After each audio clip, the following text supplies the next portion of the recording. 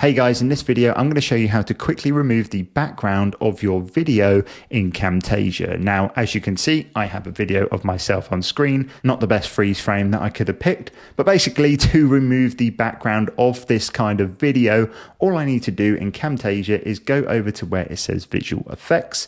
You then have the first option right here, which is the background remover. And all you need to do is left click on it, drag it down to your clip, hover over it, and you can drag it on, and as you can see, it has removed the background of this clip. You do have some extra kind of settings that you can choose in the right hand side over in this property section, and you can do things such as changing the opacity so you don't have to have it fully removed.